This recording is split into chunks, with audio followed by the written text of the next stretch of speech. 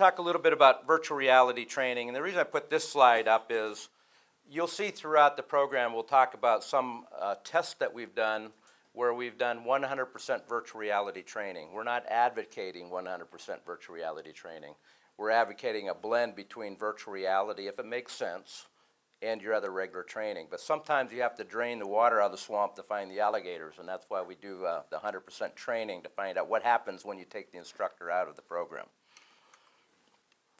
We do find out that the more you can make it look like virtual reality, the more you make it look like real welding, the better off you are. Because really in the end, if virtual reality if the knowledge doesn't transfer to the shop, then you just have a game, right? You've got some place to interest kids in the, the new video game world and that type of thing. But the knowledge has to transfer if it's a tool. So if you're investing in this tool, it better transfer, right? And so when you train in virtual reality and you go down the shop, you need to see results. We find that the more it looks like real welding, the easier it is to transfer. I think that's critical they buy into that. I use this to ground myself a little bit. Where does virtual reality fit in? And this isn't only welding. This is also spray painting and machining, and that is the old way of training with just books, especially if you're teaching someone to weld, right? You can't get on the books very long. They want to get out in the shop and weld, right? And then along comes computer-aided programs where you can have bells and whistles and some animations. That's good, but they still want to get out and weld.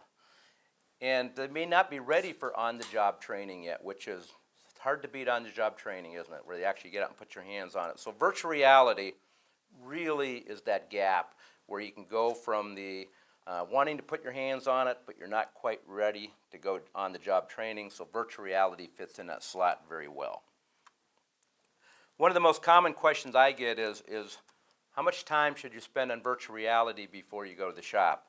And really it's dependent upon two things, and that is the quality of the system you have. Because if you think, theoretically, if virtual reality were identical to real welding, which it isn't, but theoretically if it was identical, you could be on virtual reality 100% of the time, right? Because it's identical.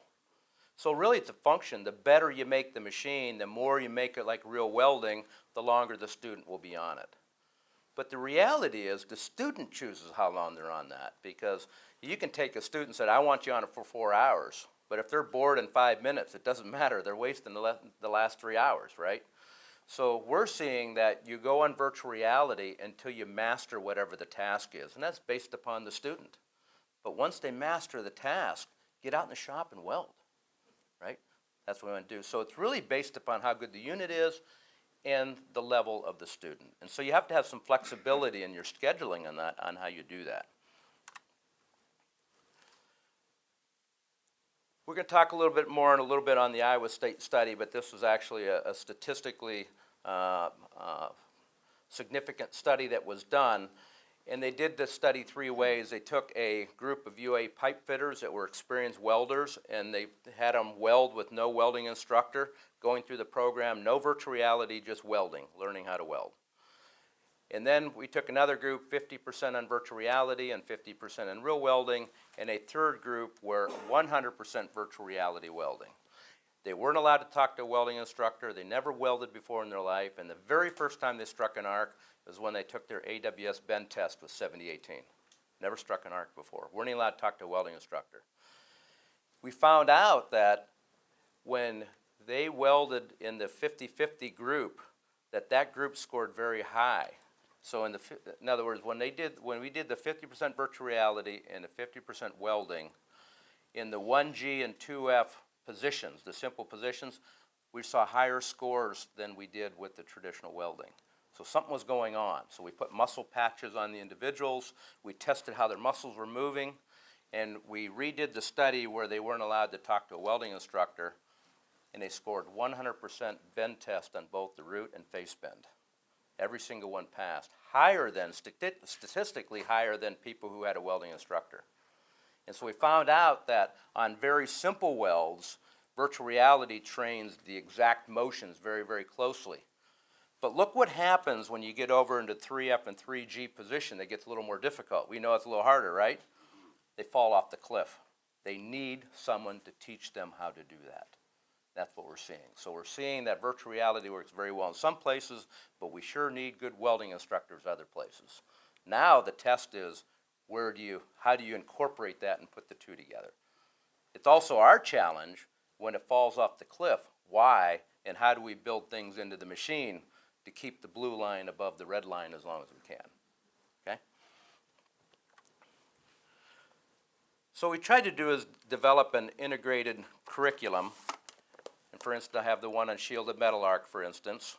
And the way it's written is we actually took our welding lesson plans from our own welding school and we put them in the book. So that becomes the core, the new lessons in welding. Then what we tried to do is wherever virtual reality works, you jump out of regular welding, use virtual reality, and then jump back in. So if you took this virtual reality book, used it, and never did virtual reality, you can train just fine because the core is still there.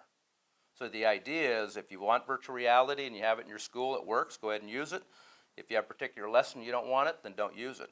For instance, arc blow, right? Kind of hard to show arc blow in virtual reality, right? And so you're not going to use virtual reality. So the way we tie it in is you look at the lesson plans here, and you see the third one over from the left is a WPS. And so incidentally, the WPS we use is the identical one for the regular welding school.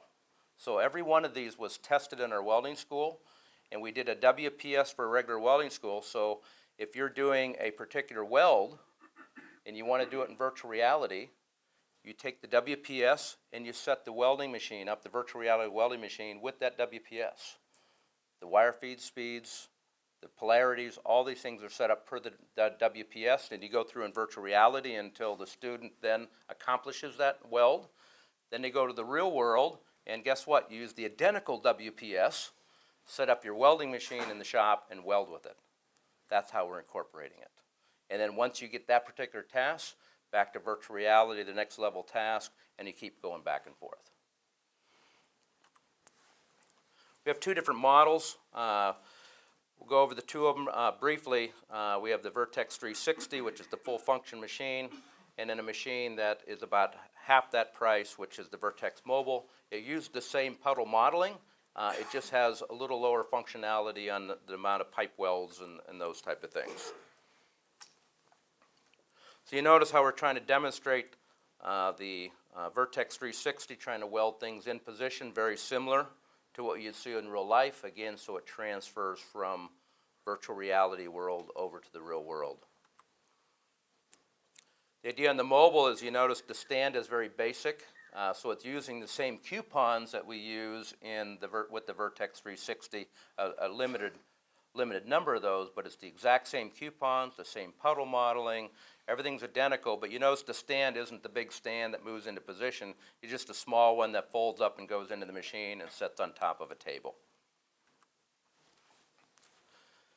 We're seeing virtual reality very effective in screening for a couple reasons. One, it doesn't lie. It takes a look at if someone can handle the functions of welding, but also some companies are doing it for HR reasons, because if they give testing to people and they don't choose that person for some reason, then they're under legal scrutinization as to why they chose one person versus the other. And so when they go in virtual reality and choose, it doesn't care whether you're tall or skinny or you know, what you weigh or what else. It doesn't do that. So you're seeing it very, very popular for screening, obviously for recruiting. I wanted to point out a little, that lower left is the Boy Scouts there. I wanted to point out something from yesterday. You know, Dave Landon gave a presentation yesterday, and I do want to give him credit because the Boy Scout Merit Badge book was written. He's the author of that particular book. So when he becomes president, I think the AWS is going to be very, very good hands for with David. They actually took the AWS trailer down to the Boy Scout Jamboree, and it was one of the two most popular merit badges down there. It was the one where they built the NASCAR. It was tough to compete against the NASCAR, and also the welding. How many thousand scouts were there? 40? David, how many? How many thousand scouts? 44 to 50,000 in that range. Yeah, and one of the I was talking to the president of the Boy Scouts at an event, And he said, he gave me a story. He said he walked down the trail, and a lot of hiking there to get from one place to another. Walking down the trail, and he says, one about the 14-year-old boy coming up, and he looked all tired and dusty and sweaty. And he said, "How's your day going?" He goes, "Great." He goes, "I learned to weld today." So he was all proud. So.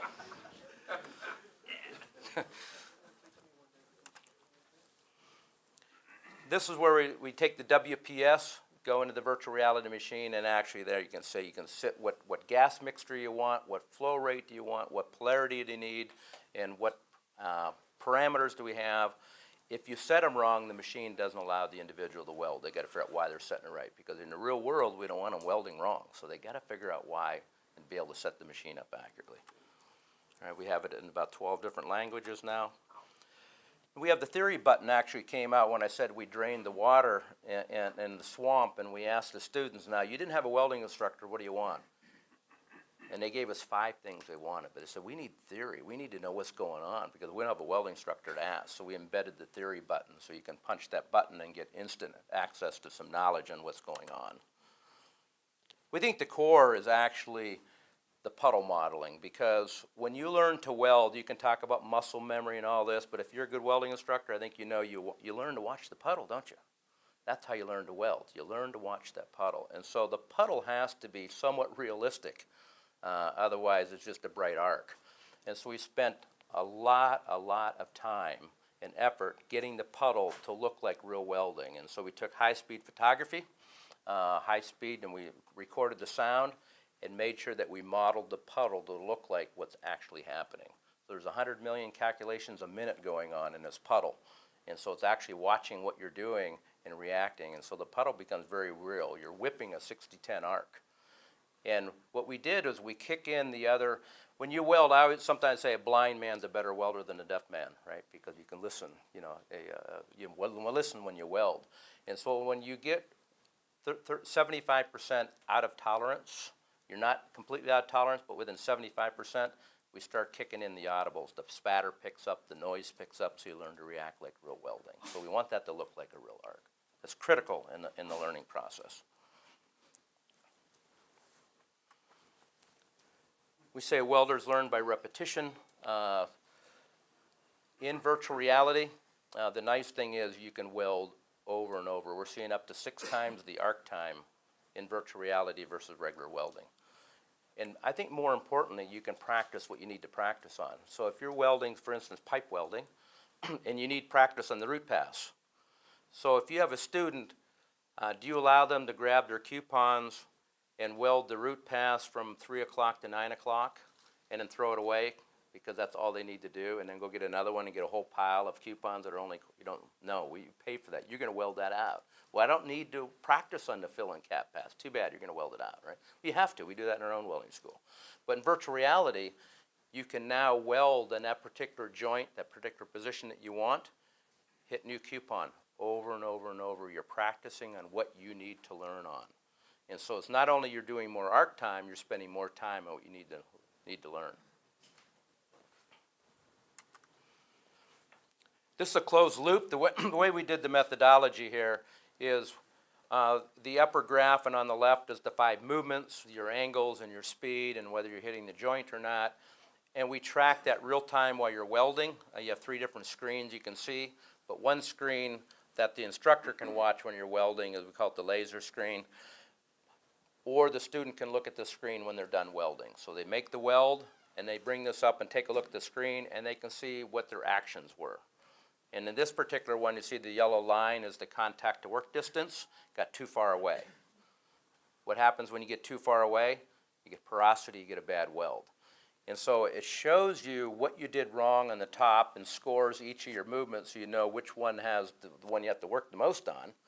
Then the middle picture shows what the weld looks like, and the bottom one gives your consequences.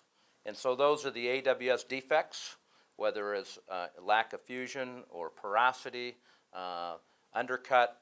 We take and use those as predictors, and we tell you the AWS defect, and then we can predict whether it's going to pass or not. And then, because it's a closed loop, we saw what we did, what it looks like, the consequence. Then what you can do is put the corrective action on. So now you take a cue, and you take the cue on the element that you needed. So if my worst score was a contact to work distance, and that's what I needed help on, where I saw that contact to work distance, then I can turn the cue on that teaches me just that action, and then I can learn that action. Because what you don't want someone to do is to weld completely by cues. Because if you turn all 5 cues on and all they're doing is watching the cues, they're not watching the puddle again. Exactly. So we actually want as few cues, and finally we don't want any on. So if they need help on this, you put the 1 cue on until they get it, you take it off. And they should be tested in virtual reality with no cues before they go to the welds. But the nice thing is the student can do this on their own. You see that closed loop that they can go back and forth, and the student can go through that. What we can do is every time they hit their score for each pass, it downloads into a jump drive, and so the instructor can grab that jump drive at the end of the day or any period of time they want, plug it in, and see what that student did for the entire day and map that out. I had the good fortune of making a presentation to the Joint Chiefs for the Joint Chiefs of Staff, and there were 37 generals there, and General Dempsey pointed out, he said that the nicest thing about virtual reality and training is welding is no longer an individual sport. He goes, in the U.S. Army, he goes, we can't have individuals, we need teams. And he goes, in virtual reality, what we find out is that the person who is watching actually becomes a coach. And so the person welding is welding, but that coach is watching the screens, telling them what to do, and give them actions. And he pointed that out. He asked us if we'd do a study. So we went back to Iowa State, and Iowa State did a study where they put the microphones on the individual, and they listened to their conversations when they're learning in virtual reality, but they followed their conversations when they went into the regular weld shop as a team. And they found out that their conversations continued on what's your weld look like, troubleshooting the weld, working together. Whereas when they put the mics on 2 individuals that trained on their own, it's, what's your favorite beer? Who are you going to take out tonight? And, where's the cheap pizza? The conversations had nothing to do with welding. And they found out that, the other thing they learned is that the individual coaching actually learned more and retained it longer. Think about it. When do you really learn something? When you teach it, right? You know that as instructors. That's when you really learn it. So now this person is teaching the other individuals. They find out they're learning faster. They're retaining it longer with better conversations when you go in virtual reality. And so that's getting that teamwork going. Talk about yesterday, I saw the innovative ways of using the cameras to put up in the videos is fantastic. Doing that. Being able to get bigger groups to look at it in virtual reality, you also have that ability. Because now you can weld in virtual reality.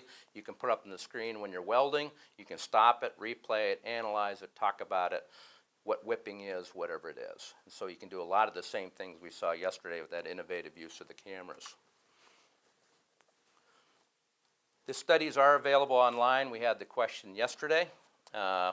You can go online to lincolnelectric.com and go in our education under virtual reality, and the 3 studies are there, and you can download those, and those are independent white papers, and so they're available to download. In a nutshell, what we found out that people trained about 25% faster, but the beauty is half of that was in the weld shop and half was in virtual reality, which means that the actual time in the shop was reduced by about 60%. So that's where a lot of the savings comes from, because you don't need to spend as much time in the shop. A lot of them went right from the 2F position right down, and they could pass their test right away. So it's very, very fast that way. But you notice that their AWS test, they increased their test rates by 41%. So they're actually getting higher test rates. They really learned the proper positioning of the gun and positioning their bodies very well. In the machine, we have an instructor mode on there where the student can't get into, and where the instructor can get in and do certain things, right? They can work their magic in there, because we can't set and tell you how you should teach. We can start with a general guess at what it is, all right? But you need to be able to go in and teach the way you want to teach. So we have an instructor mode in there. We start out what we call the weldometer. What the weldometer does is it keeps track of how many coupons you used, how many electrodes you use, how long the student's welded, and you can use this for an ROI calculation within your own facility if you want to.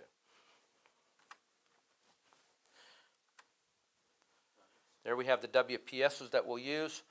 Now we preset, like I mentioned, what we actually do in our welding school, so we make sure we actually physically welded all these to make sure they work. But if you want to teach a little different, which is very common, you can go into the teacher instructor mode and change the tolerances. So you can take any one of the particular joints, you know there's 141 joints in there, go into any one of the 141 and set your own tolerances. So you would rather have different parameters, you set your own parameters and what plus or minuses you want for those parameters, and then you can reset and do your WPSs, and then the machine will then perform to whatever parameters you put in. So now, again, it's just like the real world. If you want to change a different WPS in real welding, that's what you do, right? Make the student go out and change his machine. Do the same thing in virtual reality. Now you can go from virtual reality to the regular shop using the same WPS that you created. Seen a lot of these in the mobile train. The one on the lower left is the AWS tour trailer.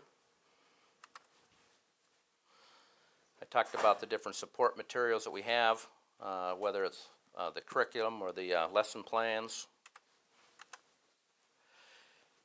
We actually created the bend test for the pragmatist because when you sell high technology, there's a thing called crossing the chasm that was written by the people in the computer business, where you have early adopters come in early, and when you come out with a new product, most new products don't what they call cross the chasm. In other words, you get the early adopters always jump in like new things. But how about that person, that pragmatist that sits back and say, I want to make sure that thing works. Before I spend that money, I want to make sure it really works. Right? That's we have to cross the chasm. So we created what we call the bend test in this thing to help people understand, the value of the machine. And so since we know all the movements and where all the defects are, we use those as predictors. And so now you take your particular piece when you weld with it, you choose where you want your strap, you choose where you want take your test strap out of, and you actually do a bend test on it. And you can do a root bend and a face bend in the same part, same place. That's kind of unusual. And then you can actually, so if you have porosity in the surface, it will break in one direction but won't break in the other, just like the real life, right? You can do a bend test on it. We have aluminum welding, stainless welding, pulse welding. So now if you don't want to, because of hexavalent chrome or whatever the rules are, and you say, I want to teach some stainless welding, it's not exactly the same, but at least you can show them the functions of stainless welding, pulsing in stainless, and you can at least introduce your students to some of the exotic metals. We have different levels of learning is one thing, because you may get someone in that may get frustrated when learning to weld, or maybe we're going to a 4-H function where you have 8-year-old kids, right? And you're going to have the same tolerances. Are you a UA pipe fitter who's coming in for advanced training? It doesn't make sense, does it? And so we have 3 different preset levels. You can come in at the basic level, intermediate, and advanced. And all we do is just keep tightening the tolerances up, make it tougher. Because in virtual reality, you can set it very, very easy, make everybody feel good, right? But if you make everybody feel good and they get a perfect score here and go to the weld shop and can't pass a test, right? We're back into that thing doesn't work. You want virtual reality tougher than real welding. You want to get on there and make sure that that is tough to pass. Because if it's tough to pass there, then you go down the weld shop, your success rate goes up. That's why the success rate is so high. It's because we're making virtual reality very tough. But if that's too tough, you can make it a little bit easier for some of the people. The other thing that came out of the study when we did 100% virtual reality is someone says, you know what, I want to know how I did. I want to be able to replay it. So we put a replay mode in there. So when you make your weld, you can replay it. The beauty is, say you're the welding instructor, right? And you're in regular welding and you see the student make a weld, you try to guess why they have the particular defect they have, or why it looks like it is, or do another one, let me watch you, right? In virtual reality, you can come back and replay the weld and look through the student's eyes. So you actually look through the hood just the way the student welded. So you can see how they positioned their body, you can see what they did, and you can see exactly what the student saw. Or you can replay it and put the hood on and go out and walk around your part and watch it being welded from any direction in space, just like the student was welding it. So it's a very good diagnostic tool to be able to replay and see that. Do a very similar thing on the demo mode. When you teach someone to weld, what's one of the first things you do? Take them out and the instructor goes out and makes a demonstration, right? It's a very, very good way to learn how to do that. In virtual reality, we actually had an individual weld every one of the welds. It was not a computer-generated weld. We had an individual do the weld, and we recorded that. That's what plays in the demo mode. And so when a student is learning how to weld for the first time or whatever position, say they're getting on something advanced, and how do I do a root pass with surface tension transfer? You know, wow, how do I do that? Turn the demo mode on, and it'll actually go through and demonstrate how to make that, how you hold it. All right. In the demo mode, you can either watch it on the screen, or you can put the hood on out to your part and go around just like an instructor's welding with it. You can watch it from all directions being welded in the demonstration mode. All right, so now you can watch it in demonstration mode and then go try it and back and forth. So we find the demonstration mode very, very important in the learning process. We have some grant template guides. We took the federal requirements for what it, to be able to get grant money, and we took a look at the complexity of the virtual reality, mirrored them together, hired a grant writer to create a document that you can take that document, and we have the elements listed there to help you get the grant money. So there's some of the, there's an email address. You can either go to lincolnelectric.com or go to that VRTEX at lincolnelectric.com, go directly in the site, pick up the studies, the training materials, the guides, those type of things for more information. So I want to thank you for the opportunity to present to you, and I guess I don't know if you said it, but this machine operates off of any 110 outlet. yes, it's 110 through 220 because it's a computer, and so it's 110 through 220. Thank you very much, and you just put it into 110, so you can bring it into the classroom and show it, roll it out, but we like it in a clean setting. Obviously, it is a computer. So we're 29 minutes. So You did well. So any more questions for Carl? yes, sir. Any outlook on when that TIG component will be available? No, we that is in the works. We've got some things developed, but I'm a little until I have it on the market. I'm a little leery about saying when we're going to have that, but it is in the works. Yes, sir. Have there been any software or hardware upgrades in the last 2 years? One of the things I noticed during the demo was like when you whip the 6010, a slight quarter of a second lag between when you come out of the puddle and when you go back. Does that still do that, or? I'm not even. The question was on, is there upgrades? The answer is yes, there are upgrades, and I didn't realize that was going on. So I'd like to talk to you on the side on that to make sure I understand what you're doing, because that should not be happening. So we have two types of upgrades. If there's something that's a defect upgrade, then we do it for free for everybody. This is at a demo. I don't have a machine. This was, actually Okay. one at a demo. Oh, That then was the only thing one of the major things I noticed. It seemed like there's just a fraction of a second between when. yeah, there's the regular one has no lag in that at all. So there was something going on in that particular unit, because it should be exactly what's happening in real welding. Okay. Thanks, Carl.